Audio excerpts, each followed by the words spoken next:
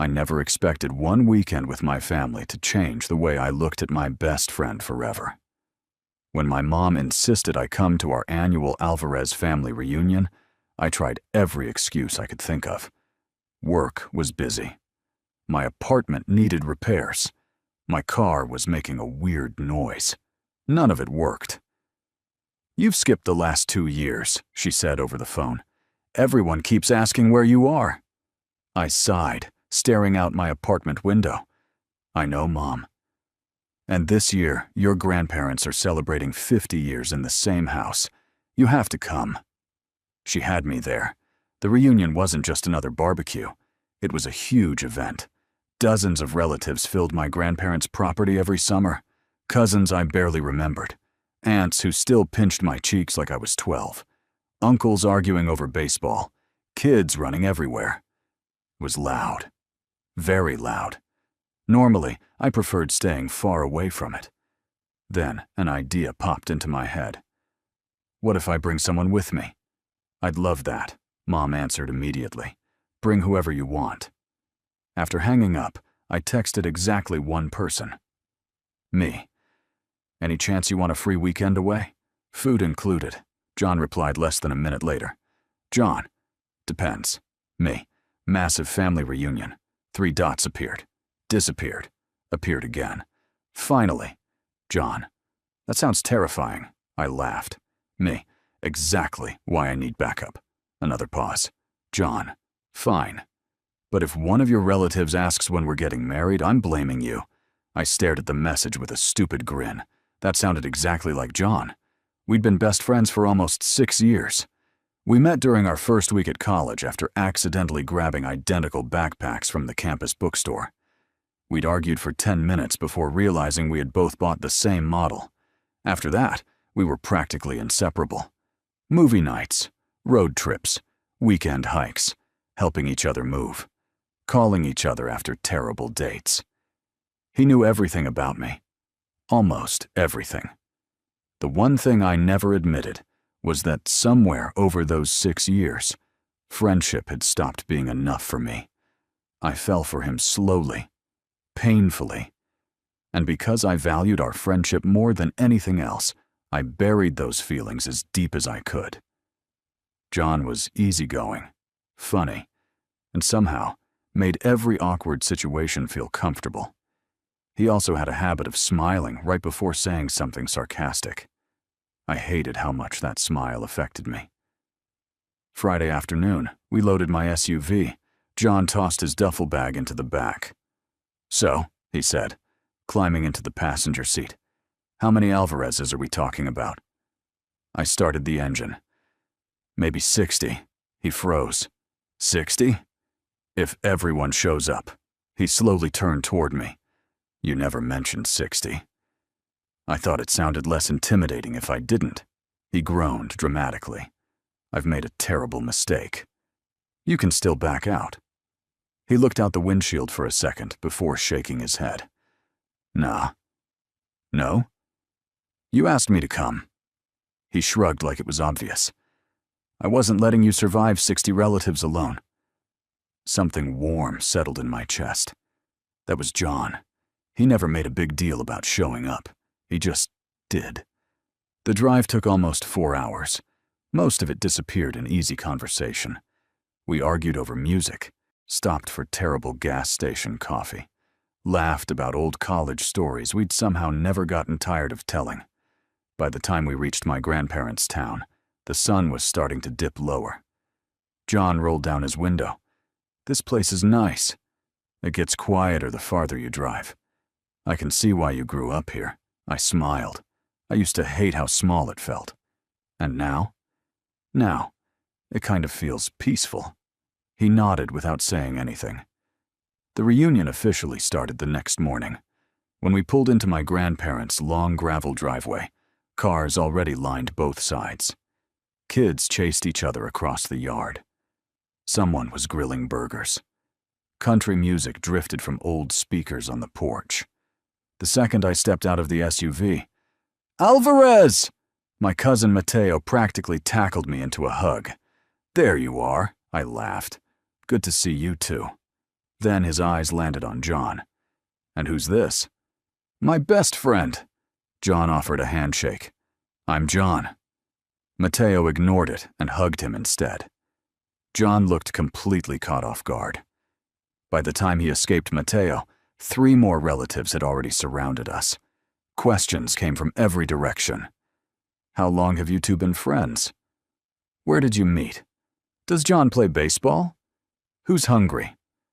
John looked at me with wide eyes. I tried not to laugh. "Told you." He leaned closer and whispered, "You absolutely did not prepare me for this." Before I could answer, my grandmother appeared on the porch. "There you are."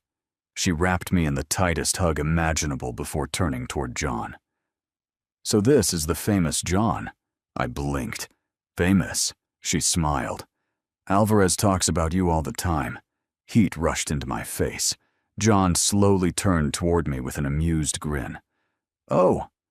I suddenly found the grass incredibly interesting. Grandma kept talking. "He says you're the reason he finally leaves his apartment." John laughed. "That sounds about right. And he always says you're the first person he calls when something good happens." I could actually feel myself blushing. "Grandma." "What?" she asked innocently. "I'm just telling the truth." John looked at me differently for just a second. Not awkwardly, just thoughtfully. Before either of us could say anything else, someone yelled that lunch was ready. The crowd moved toward the backyard together. John bumped my shoulder as we walked. "So," I glanced over, "you really talk about me that much?" I smiled awkwardly. "I guess." He looked ahead, smiling to himself. I didn't know that. Neither of us noticed my Aunt Sophia watching us from the porch. She smiled knowingly before quietly saying to my mother, "Those two are closer than they realize." Lunch at an Alvarez family reunion wasn't really lunch. It was an event. Every picnic table was covered with homemade food: grilled chicken, burgers, ribs, fresh tortillas, potato salad, corn on the cob, desserts that somehow appeared before anyone had finished eating, and enough lemonade to fill a swimming pool. John stopped beside me, looking around in disbelief. "Your family cooks like they're feeding an army." "They are. How many people are actually here now?" I looked across the yard. "Probably 70. His eyes widened. "You lied again." I rounded down. He laughed and shook his head. "I'm never trusting your numbers again." We barely made it through one plate before another wave of relatives found us. Every introduction somehow ended the same way. "So you're John's best friend?" "No," someone would correct with a grin. "John is Alvarez's best friend." Apparently that distinction mattered. It became obvious that my family already knew far more about John than he expected. "You work in marketing?" my uncle asked. John nodded. "That's right. I heard you helped Alvarez update his resume." John glanced at me. "He told you that?" My uncle shrugged. "Your mom tells everybody everything." John burst out laughing. "I see where he gets it." Mom rolled her eyes from across the table. "I heard that." Later that afternoon, everyone split into smaller groups. Some people played volleyball. The older relatives sat beneath giant oak trees, telling stories that somehow became more exaggerated every year. Kids chased each other with water balloons. John and I escaped toward the quieter edge of the property, where an old wooden dock overlooked the small lake behind my grandparents' house. Finally, silence. Well, almost. The distant sound of children screaming carried across the water. John sat beside me on the dock and stretched his legs. "I get it now." "What?" "You." I frowned. "What do you mean?" He skipped a small rock across the lake. "You always act like you're responsible for everyone." I laughed. "I do? You've spent the entire day checking on people." "I have not." "You absolutely have." He started counting on his fingers. "You helped your grandfather move chairs. Made sure your cousin's kid found his inhaler. Carried drinks for your aunt. and somehow remembered every person's name. I shrugged. It's just family. John smiled. No. It's you. The words settled somewhere deeper than they probably should have. I looked out across the water, pretending not to think about them. Can I ask you something? I nodded. When you invited me, he hesitated. Were you nervous? A little. Because of your family? I smiled. Because of you. He looked confused. What about me? I rubbed the back of my neck. I wasn't sure if you'd enjoy this. John looked around at the lake. The food's amazing. The people are loud. He grinned. Your grandma already adopted me. I laughed. Yeah. I think I'm having a good time. We sat there for another few minutes before footsteps approached behind us. My cousin Elena appeared carrying 2 sodas. There you are. She handed each of us a can before sitting down. I've been looking everywhere. John smiled politely. Sorry. She waved him off. No, it's fine. Then she looked at me with the exact expression she used whenever she was about to embarrass me. So. Oh no. John. He looked up. Yeah? I have a question. I immediately interrupted. Elena. She ignored me. Does Alvarez ever talk about dating? I nearly choked on my soda. John blinked. Sometimes? She leaned forward. Because we've been trying to set him up with someone for years. Elena. What? I'm helping. You are absolutely not helping. John looked back and forth between us like he was watching tennis. Elena continued anyway. He always has an excuse. Too busy. Wrong timing. Not interested. She smiled at John. I think he's secretly impossible. John laughed. I don't think that's true. I groaned. Can we please change the subject? Elena finally stood. Fine. But if either of you disappears later, Grandma will send a search party. We won't, I promised. She walked away, smiling far too confidently. John waited until she was out of earshot. Your family is hilarious. They're exhausting. I like them. As evening approached, someone started a bonfire near the lake. Chairs appeared from nowhere. Blankets covered the grass. Music played softly while everyone settled around the flames. John sat beside me. The fire reflected in his eyes as he accepted a roasted marshmallow from one of my younger cousins. I haven't done this since I was a kid. Really? He nodded. My family never had reunions. I looked over. What were holidays like? He shrugged. Small. Usually just my parents. My older sister if she could get time off. He smiled faintly. It was nice. But he looked around the crowded yard.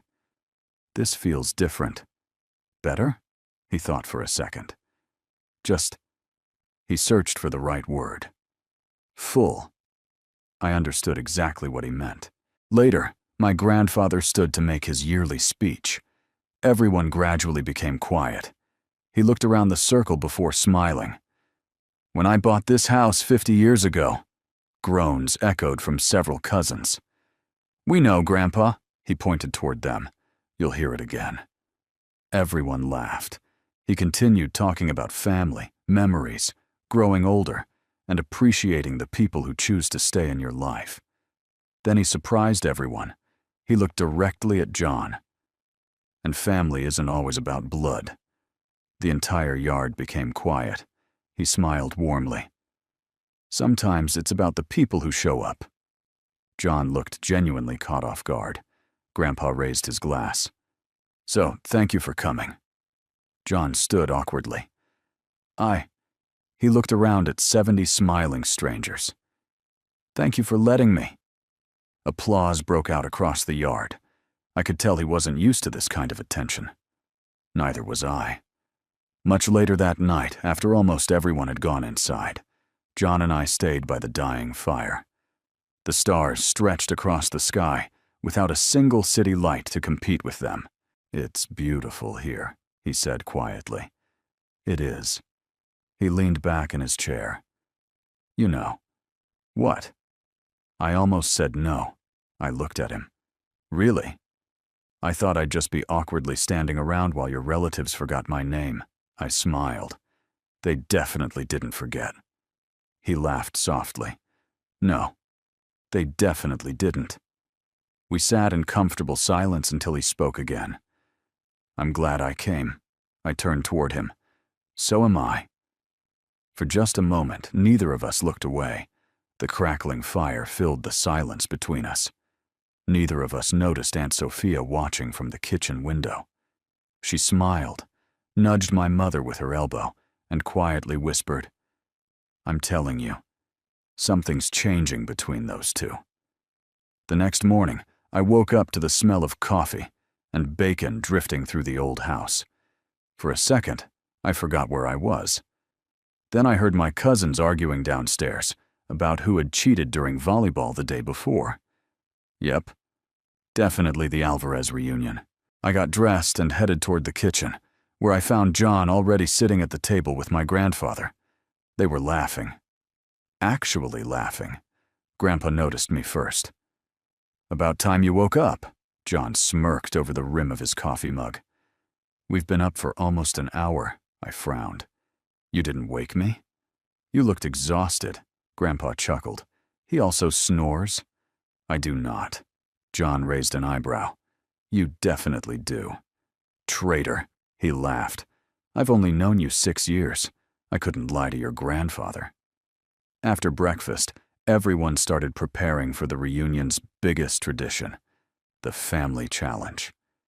Every year, the cousins split into teams and competed in ridiculous games around the property. Egg races, water balloon tosses, trivia about family history.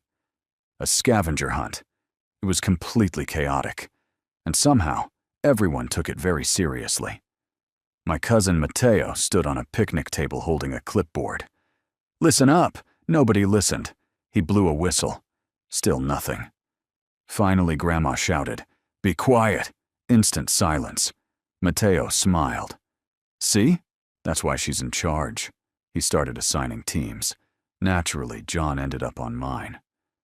I don't know if that's fair, Elena teased. You two already work together without talking.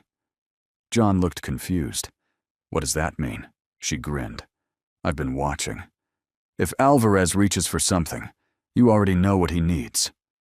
I opened my mouth to argue, then realized she wasn't wrong. The first challenge was tying together pieces of rope while blindfolded. John and I somehow finished first.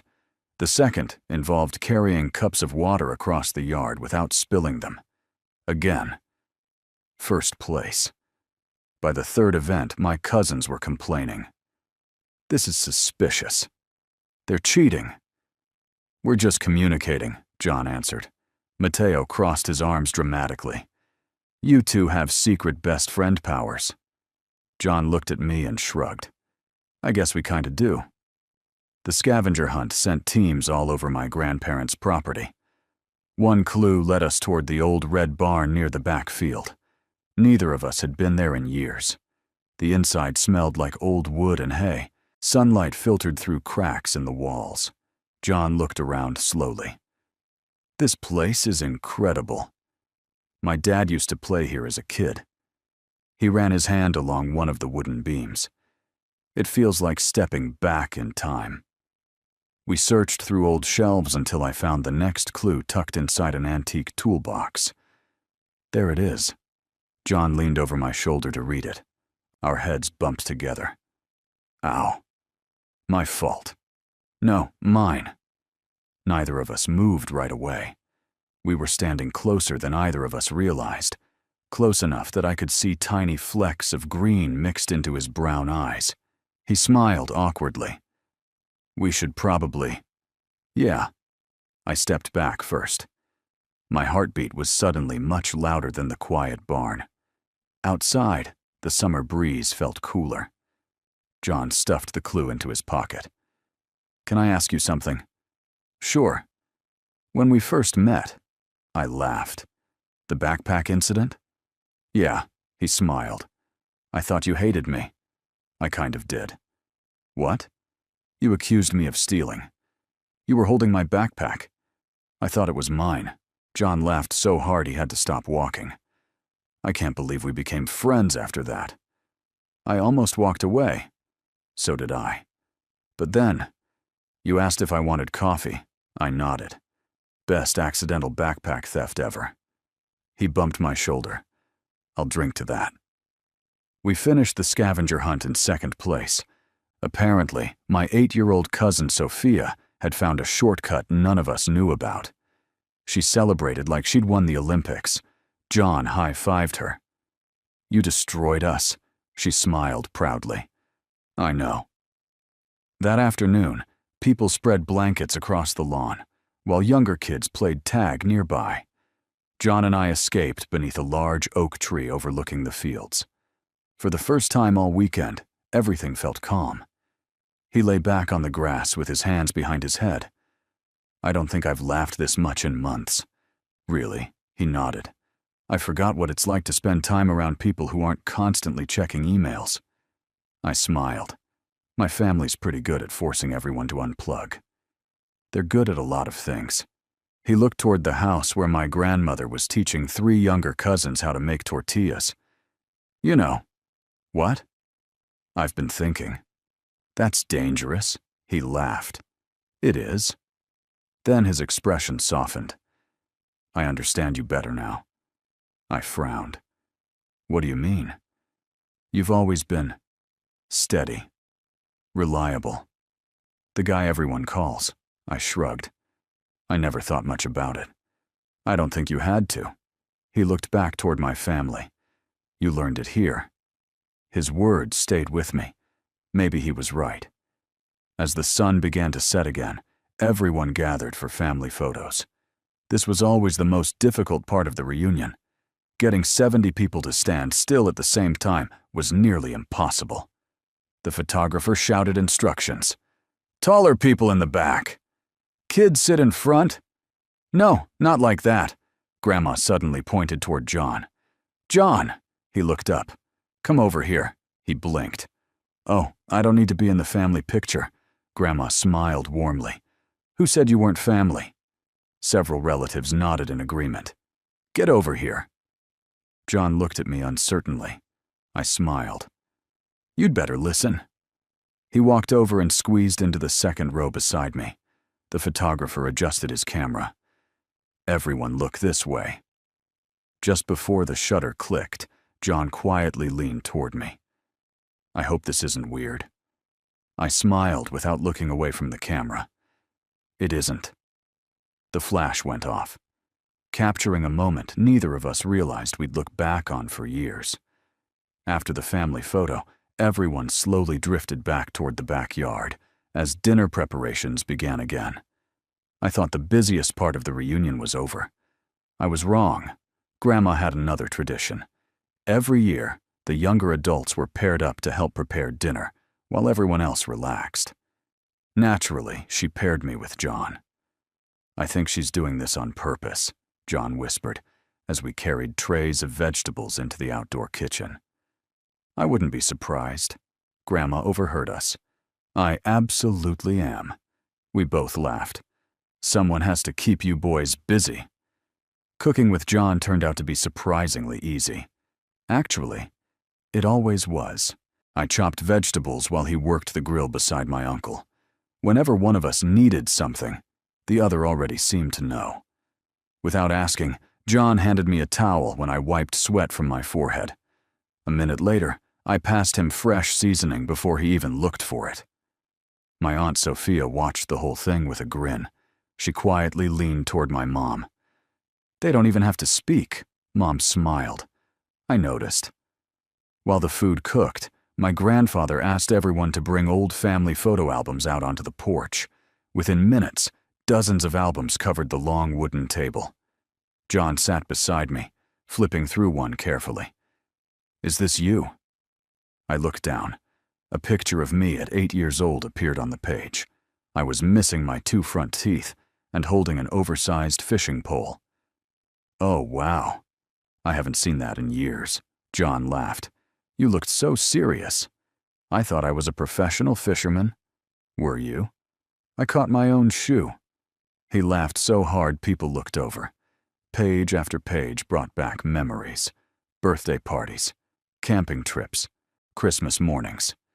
Then John stopped turning pages. What? He pointed to one photograph. It showed me at 16, standing beside my late grandmother's flower garden. I'd completely forgotten about that picture. Who's that with you? My older brother. John looked back at me. You've never talked about him. I was quiet for a moment. He passed away. John's smile disappeared instantly. I'm sorry.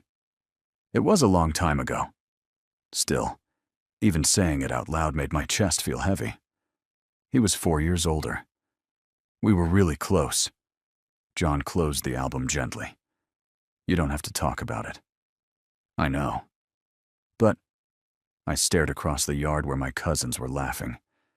He would have loved this weekend. John didn't say anything. He simply rested his hand on my shoulder for a brief moment. No dramatic speech. No awkward attempt to fix anything. Just presence.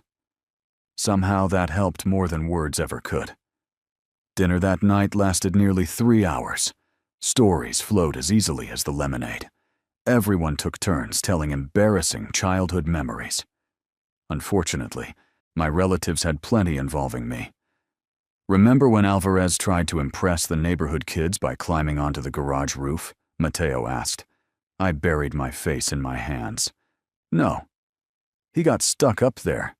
The entire table burst into laughter. John wiped tears from his eyes. Oh, this is fantastic. It wasn't. What happened? My dad had to get a ladder. Grandpa smiled. He cried halfway down. I was 10, John grinned. I'm never letting you forget this. Later that evening, people gathered on the back porch while someone played guitar. The younger cousins danced barefoot in the grass. The older relatives sang along. John leaned against the porch railing beside me. I've never seen anything like this. My family likes traditions. I can tell. He smiled toward the crowd. They make everyone feel included. I followed his gaze. Even neighbors had wandered over after hearing the music. Nobody questioned it. There was always room for one more chair, one more plate, one more story. You know what surprises me? John asked. What? You. Again? He laughed. Yeah, you've barely looked at your phone all weekend. I pulled it from my pocket. The battery was still above 80%. I guess I forgot about it. You never forget your phone. I know. He looked around the yard. I think this place reminds you who you are. The comment caught me off guard. What do you mean? In the city. He searched for the right words. You're always rushing. Always thinking about work. But here, he smiled. You're lighter. I didn't answer immediately, because he was right. I hadn't realized how tightly I'd been holding on to stress until I'd come home. As darkness settled over the property, Grandpa announced one last tradition. The lantern walk. John looked at me. The what? Come on. I handed him a small lantern from the porch. Every family member lit one. Then, without much talking, everyone slowly walked down the familiar path toward the lake. The only sounds were crickets, distant frogs, and quiet conversation. It started after my grandparents got married, I whispered. They wanted one peaceful moment before everyone went home. John nodded quietly.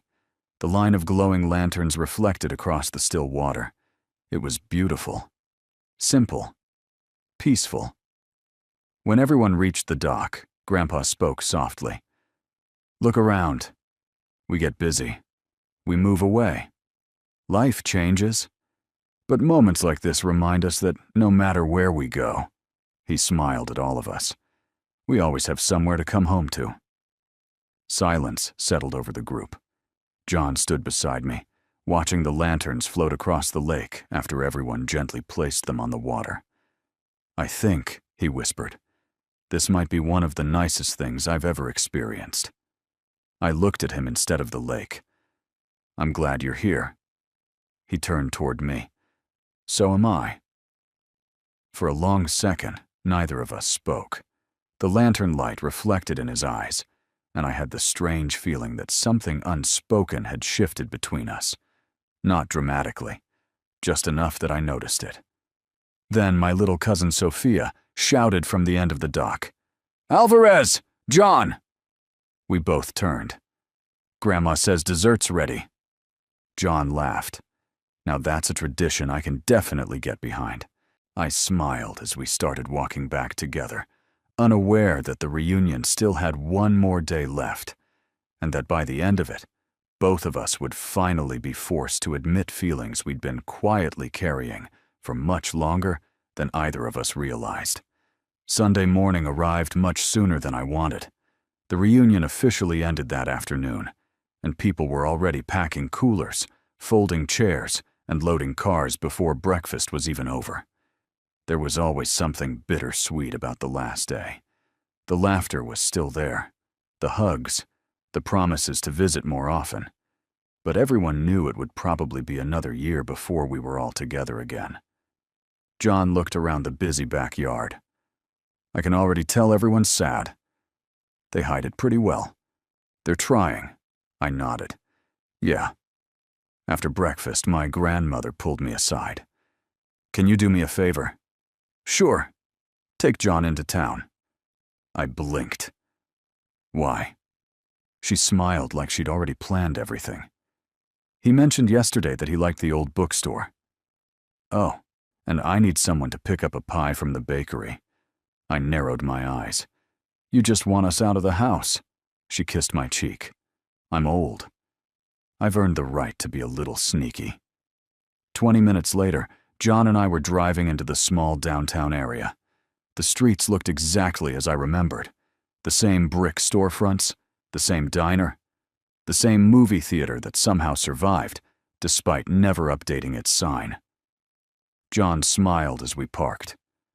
"This place feels like a movie." It hasn't changed much. I like that. We wandered through the bookstore first. The owner recognized me immediately. "Alvarez," I laughed. "You still remember me? You spent half your teenage years hiding in the history section." John looked at me. "You? I was a nerd." "You still are." "Fair." John disappeared into the travel section while I browsed nearby. A few minutes later, he walked over holding an old photography book. "You'd like this." I looked down. It was filled with landscapes from national parks across the country. "I've wanted this for years." "Then buy it." I checked the price. It costs too much. Without saying anything, John took the book from my hands and carried it to the counter. "John, it's your birthday." "My birthday was 4 months ago. I'm celebrating late." "You don't have to." "I know." He smiled. "I want to." There was no arguing with him once he made up his mind. There never had been. After picking up Grandma's pie, we stopped at a small cafe overlooking the town square. It was quiet. Only a few people sat inside. We found a table by the window. For a while, we simply watched people walking outside. Then John stirred his coffee thoughtfully. "Can I tell you something?" "Always." He took a slow breath. "I've been thinking about this weekend." "Okay." I don't think I've ever felt this comfortable. I smiled. "My family can have that effect." He shook his head. "No. I mean with you." That caught my attention. "What do you mean?" He looked down at his cup. "I spend so much time trying to be whoever people expect me to be. At work, with clients, even with friends sometimes." He met my eyes. "But with you," his voice became quieter. "I never have to think. I can just exist." I didn't know what to say, because I felt exactly the same. "You know something," I finally said. "What?" "When I invited you, I almost changed my mind." He looked surprised. "Really?" I was afraid. "Of what?" I laughed softly. That you'd hate all of this. He smiled. I think this weekend might be one of my favorite memories. My heart skipped. On the drive back to my grandparents' house, neither of us played music. The silence wasn't awkward. It was comfortable. John rested his elbow against the open window. I wish weekends lasted longer. So do I.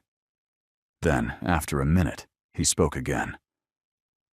I understand now why you always insisted family mattered. I used to think you were exaggerating. And now? He smiled. I get it. When we returned, the backyard was full of hugs and goodbyes. Cars slowly began pulling away. Every few minutes, another relative disappeared down the gravel driveway. John somehow ended up receiving hugs from nearly everyone. You have to come back next year. We're claiming you now. Don't let Alvarez come without you. He laughed through all of it. I'll do my best. Eventually, only my immediate family remained. Grandma hugged John tightly. You've always got a place here. His smile softened. Thank you. I mean it. So do I. She patted his cheek before walking back inside. As we loaded the SUV, I noticed John standing alone near the old oak tree. He was looking across the now empty yard. I walked over. You okay? He nodded. Yeah. Just... He looked around one last time. It's strange. What is? It feels like I'm leaving home. The words hit me harder than he probably realized. I smiled. I think my grandparents would love hearing you say that. He looked at me. I mean it. I've never been welcomed by people this quickly. I leaned against the fence beside him. They saw what I already knew. And what's that? I smiled. You're easy to love. The words escaped before I had time to think. The second they did, I froze. John looked at me. Really looked at me. For a few long seconds, neither of us spoke. Then he smiled. So are you. It wasn't a confession. Not yet. But something had undeniably changed between us. For the first time in years, I allowed myself to wonder. Maybe I hadn't been the only one feeling something more. The drive home felt completely different from the drive there. On Friday, John and I had filled every minute with jokes, music, and bad gas station coffee. Now, the car was quiet. Not uncomfortable. Just thoughtful. The reunion was over, but neither of us seemed ready to leave it behind. John rested his head against the passenger window as the countryside slowly disappeared behind us. I already miss it, I smiled. We've only been gone 20 minutes. I know, he laughed softly. Still. About an hour into the drive, rain started falling. Not a storm, just a steady summer shower. The windshield wipers moved back and forth, while soft music played through the speakers. John finally broke the silence. Can I ask you something? Sure. Back at your grandparents' house, I glanced over. When you said I was easy to love, my hands tightened slightly on the steering wheel. I didn't mean to make things awkward. You didn't. I searched for the right words. It came out. John looked ahead again. I've never had someone say that to me before. His voice was almost too quiet to hear. We stopped at a roadside diner for lunch. The place was nearly empty. An older waitress seated us near the window. She smiled as she handed us menus. You boys heading home? Yeah. Vacation. Family reunion, John answered. Oh, that's nice. She looked between us with a warm smile. You two make a good team. Neither of us corrected her. After she walked away, John chuckled. Your family wasn't the only one making assumptions. I laughed. No, they weren't. The food arrived quickly. Halfway through lunch, John put his fork down. There's something I've been trying to figure out. What? You. I smiled. You've been doing that a lot this weekend. I know. He leaned back. When we first met. Yeah? I thought you were impossible to read. I was nervous. I know that now. He looked at me carefully. But these last few days, his expression softened. I don't think I've ever understood you better. I didn't trust myself to answer. Back on the road, the rain finally stopped. Sunlight broke through the clouds, lighting up the wet highway. John rolled his window down slightly. I've been thinking about something else. What's that? Do you remember sophomore year? I frowned.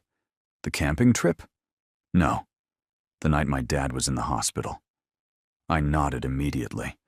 Of course I remembered. John had called me just after midnight. He was terrified. I hadn't even changed clothes. I'd driven straight to the hospital and stayed with him until sunrise. I remember. He looked out the window. You never told anyone. There wasn't anything to tell. You skipped an important exam. I could make up an exam. His eyes met mine.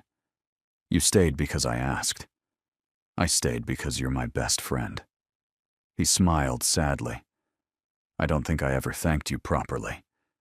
You didn't have to. I know. But he took a slow breath. I should have. We reached my apartment building just before sunset. Neither of us moved right away after I parked. The engine was off. Everything was quiet. John looked around the parking lot before speaking. I don't really want this weekend to end. I don't either. He laughed awkwardly. That's probably obvious. I nodded. Yeah, it is. Another silence settled between us. Neither of us reached for the door. Finally, John turned toward me. Alvarez. Yeah? I'm going to ask you something. Okay. I need you to answer honestly. My stomach tightened. I will. He looked unusually nervous. Were you serious? About what? When you said, he swallowed, that I was easy to love. Time seemed to stop. Every possible answer raced through my head. I could lie, pretend I'd only meant it as a friend, protect everything we'd built over 6 years. Or I could finally tell the truth. I looked at him, completely. I was serious. He didn't look away. And I forced myself to keep going. There's something else. He waited. I've been trying not to tell you for a long time. My heartbeat was so loud I could barely hear my own voice. I didn't want to risk losing my best friend. John stayed completely still. I fell in love with you. The words were finally out. 6 years of hidden feelings. One sentence. One terrifying sentence. I immediately looked down at my hands. I understand if this changes everything. For several long seconds, John said nothing. The silence felt endless. Then I felt his hand gently rest on my arm. Look at me.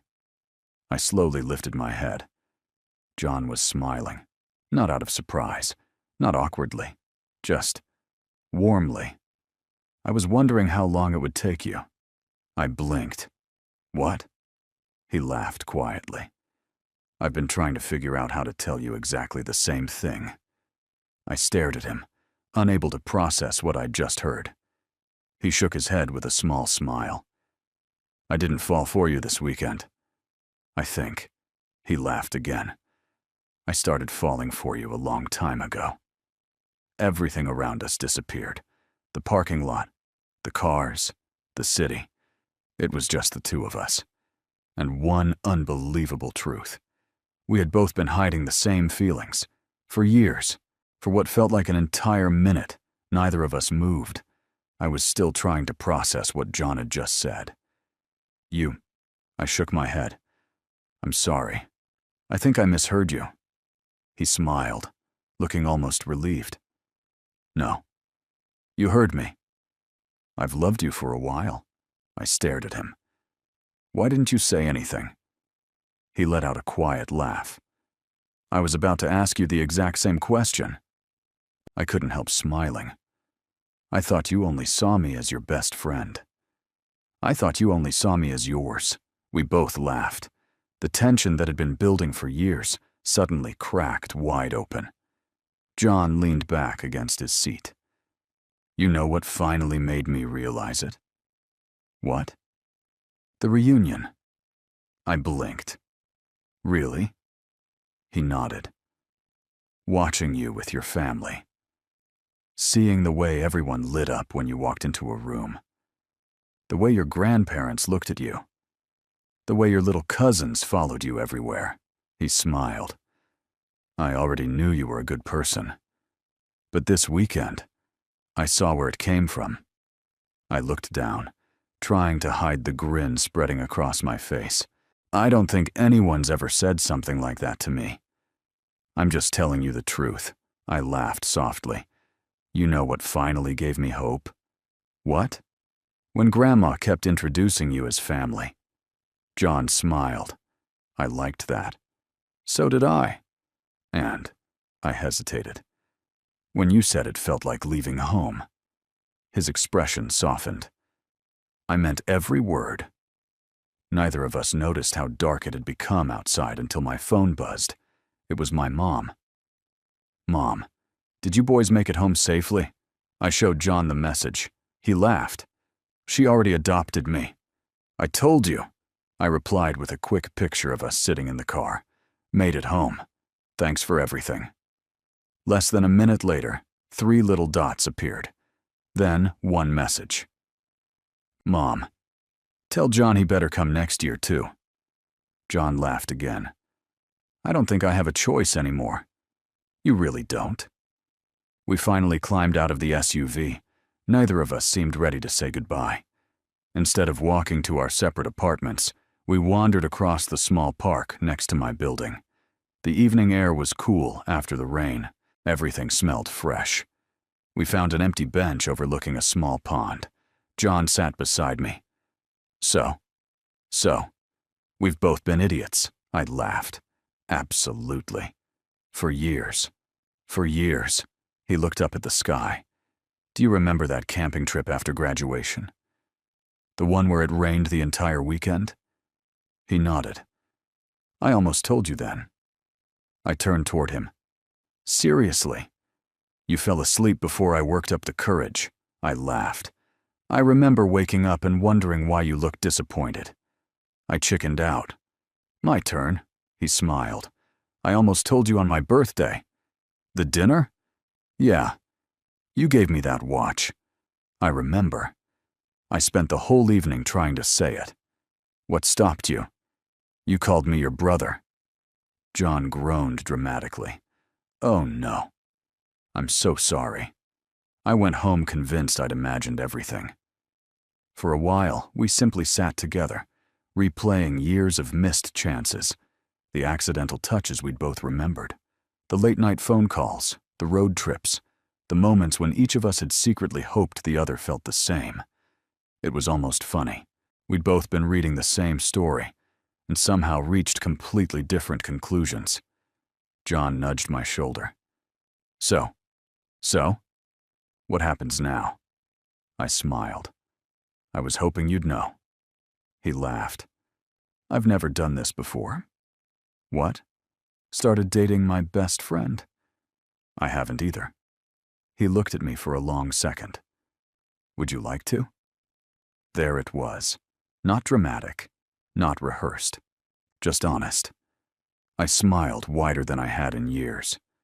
I'd really like that. His grin matched mine. Good. A comfortable silence settled between us. Then John stood. I think we should make one promise. What kind of promise? No more pretending. No more wondering what the other person's thinking. I nodded. Deal. If something matters, we say it, even if it's scary. I reached out my hand. Deal.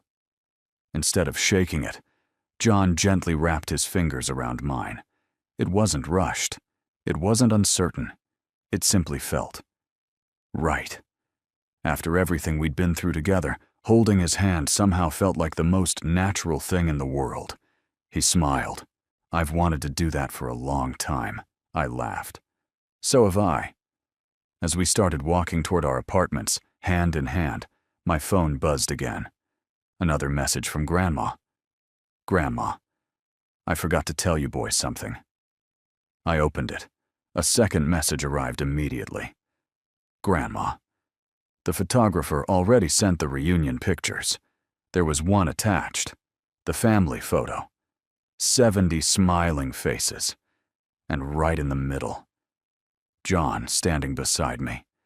Neither of us had noticed it when the picture was taken, but we were looking at each other instead of the camera. John smiled as he looked at the picture. I guess everyone else saw it before we did.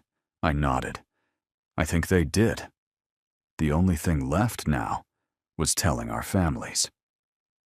The next morning, I woke up before my alarm. For a few confused seconds, I stared at my ceiling, wondering why I felt so different. Then it hit me. John wasn't just my best friend anymore. He was my boyfriend. The thought alone was enough to make me smile. My phone buzzed on the nightstand. John. Morning, I answered immediately. Me. Morning. 3 dots appeared almost instantly. John. Is it weird that I already miss you? I laughed. Me. It's been 12 hours. John. Exactly. Instead of texting, I called him. He answered on the first ring. Hey. Hey. We both laughed. I still can't believe yesterday happened, I admitted. I know. I kept wondering if I dreamed the whole conversation. I checked my phone this morning just to make sure. You too? Yep. Another comfortable silence settled between us. It was amazing how little had changed. And yet, everything had changed. That afternoon, John came over to my apartment. No dramatic plans, no fancy date. We ordered pizza, watched a terrible action movie we'd both seen a dozen times, and argued over which scenes made the least sense. About halfway through the movie, John looked over at me. What? He smiled. I've done this with you 100 times. I know. But today feels different. It does. Better. I nodded. So much better. A few hours later, my phone rang. Mom. I looked at John. I should probably answer. He nodded. You definitely should. I picked up. Hey, Mom. So? That single word immediately made me suspicious. So? I was looking through the reunion pictures. Oh? And I noticed something. I glanced at John, who was already trying not to laugh. What did you notice? In almost every single picture. She paused dramatically. You and John are looking at each other. I buried my face in one hand. Mom. No, listen. I've been your mother for 30 years. I know the difference between friendship and the way someone looks at a person they love. John's eyes widened. I put the call on speaker. Mom continued. I was just wondering how long it would take before you two figured it out. John covered his mouth, trying not to laugh. I looked at him in disbelief. They all knew, he whispered. I think they did. I cleared my throat. Mom. Yes? There's actually something we wanted to tell you. The room became very quiet. Then, oh. She sounded far less surprised than I expected. Oh? We're together. A brief silence. Then I heard her laugh. Not because she was shocked, because she was happy. I've been waiting years to hear you say that. John started laughing beside me. Mom continued. I wasn't going to interfere. But your grandmother owes me $20. I blinked. What? We had a bet. John completely lost it. A bet? Grandma's voice suddenly appeared in the background. I told you it would happen before Christmas, Mom laughed. You won? I couldn't believe what I was hearing. You two were betting on us? For 3 years, Grandma answered proudly. John laughed so hard he had tears in his eyes. I love your family. Grandma smiled through the phone. We love you too, sweetheart. The word sweetheart made John unexpectedly quiet. After a moment, he answered softly. Thank you. A week later, the photographer finally mailed printed copies of the reunion photos. I stopped by my grandparents' house to deliver theirs. Grandpa looked through them one by one. Finally, he reached the big family portrait. He smiled without looking up. "You finally told him?" I froze. "How did you know?" He tapped the picture. "I've been married for 50 years. He pointed toward the photo. "I know what love looks like." I looked down at the picture again. There we were, standing shoulder to shoulder. Everyone else was looking at the camera. John and I were looking at each other, completely unaware that someone had captured the exact moment before everything changed. That evening, I framed the picture and placed it on a shelf in my apartment. John walked over and smiled. "I think that's my favorite photo." "Mine too." He slipped his hand into mine. "You know." "What?" "If you hadn't invited me to the reunion," I finished his sentence, "we'd probably still be pretending." He nodded. "Probably." I smiled. "I almost didn't ask you." "I'm really glad you did." "So am I." He looked at the framed photograph one more time. "I thought your family reunion would just be a fun weekend. What was it instead?" He turned toward me, smiling in the same way that had made me fall for him years ago. "It was the weekend I found my home." I leaned my forehead gently against his. "You've always had one." He smiled. "I just didn't realize it until I found it with you." Outside, the sun slowly disappeared beyond the city skyline. Inside, everything felt peaceful. Sometimes the biggest changes don't happen because of grand adventures. Sometimes they begin with a simple invitation. "Come meet my family." And sometimes you discover that the person who has always felt like home was home all along.